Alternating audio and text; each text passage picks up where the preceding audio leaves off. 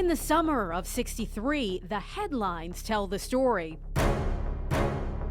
of the fight for civil rights across the country and here at home. We were marching for desegregation of lunch counters, theaters, just everything was segregated. A then 16-year-old Thurman Eccles Jr. would find himself in the middle of that fight for equality and change on June 10th, 1963 in Danville. That's when they put fire hoses and knocked down people. It was a day that later became known as Bloody Monday, described as the most violent day in the civil rights movement in Virginia. How June 10th really got the name Bloody Monday was the night of June 10th. That's when they marched from Bible Way on Grant Street over to here, and that's when people were beaten up. Police and deputized city workers arrested 60 people and injured at least 47. Eccles says he was the first protester arrested. That's where we went to jail, over here.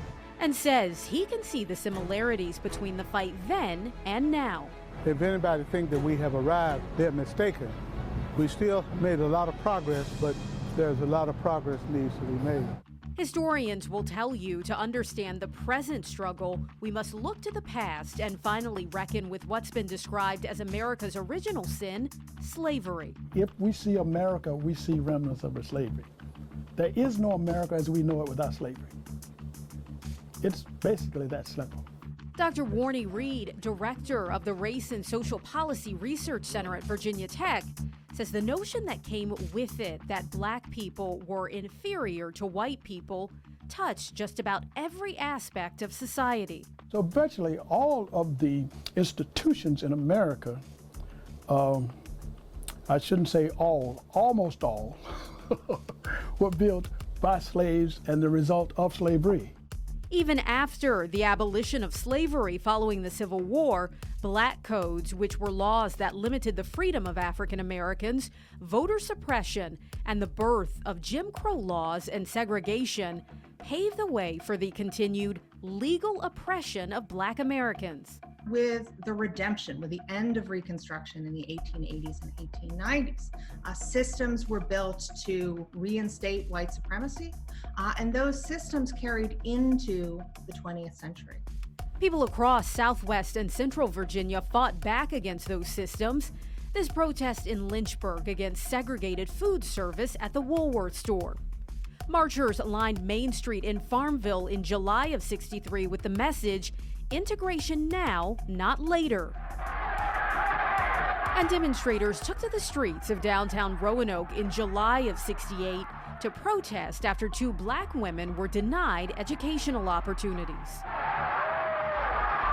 Now, there is a growing push to examine how America's history, from slavery to segregation, impacts the country to this day through systemic racism. Looking at how, because of people's racist ideas that come from positions of power, how they keep people based solely on skin color, how they keep them in places of oppression, how they're denied access to proper health care, proper mental health care, how they're giving inadequate education based on a zip code, which is in our country a lot of times based on skin color and race. And as this renewed call for racial justice and equality rings clear, The late Dr. King once said, the time to do right is now.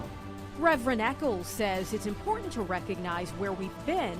We want our children, grandchildren, and other generations to know just what happened in Danville. To pave the way for a future in which all are truly treated equally. Reverend Eccles wrote the proposal to get the Bloody Monday historic marker erected in Danville. It was dedicated in 2007.